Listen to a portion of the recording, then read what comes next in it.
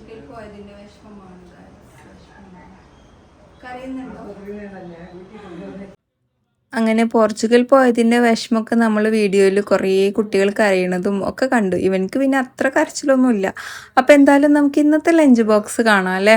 തക്കാളി, വലിയുള്ളി, പച്ചമുളക്, ക്യാരറ്റൊക്കെ എടുത്തിട്ടുണ്ട്. പിന്നെ നമ്മൾ ഇടിയപ്പം ഉണ്ടാക്കിയത് ബാക്കി ഉണ്ടായിരുന്നു കേട്ടോ, അത് വെച്ചിട്ടാണ്. ക്യാരറ്റ് ഒന്ന് ഗ്രേറ്റ് ചെയ്ത് മാറ്റി വെക്കണം. വലിയുള്ളിയും തക്കാളിയും പച്ചമുളകും ഉപ്പിട്ടിട്ടൊന്ന് വഴറ്റാൻ വേണ്ടി വെച്ചിട്ടുണ്ട്. പിന്നെ ഇഞ്ചി വെളുത്തുള്ളി പേസ്റ്റ് ആഡ് ചെയ്ത് കൊടുത്തു. ചിക്കൻ മസാല 1 സ്പൂണ്, ചനാ മസാല 1 സ്പൂൺ ആഡ് ചെയ്ത് കൊടുത്തു. കപ്സ് ഉണ്ടെങ്കിൽ അങ്ങനെയൊക്കെ ആഡ് ചെയ്യുക കേട്ടോ.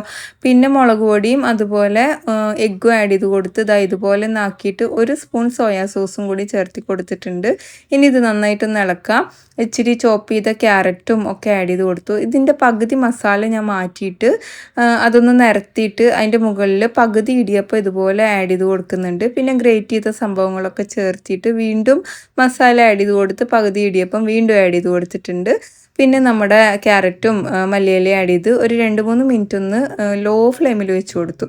പിന്നെ ഇതുപോലെ ഇളക്കി മിക്സ് ചെയ്ത് എടുത്തപ്പോഴത്തേക്കും സംഗതി സെറ്റായിട്ടുണ്ട് കേട്ടോ. നല്ലൊരു സ്മെല്ലും ടേസ്റ്റും ഒക്കെ ഉണ്ടായിരുന്നു. സോയാ സോസ് അധികം ആവാണ്ടിരിക്കാൻ ശ്രദ്ധിക്കുക കേട്ടോ. അപ്പോൾ നമ്മുടെ lunch box recipe ready. Follow ചെയ്യാൻ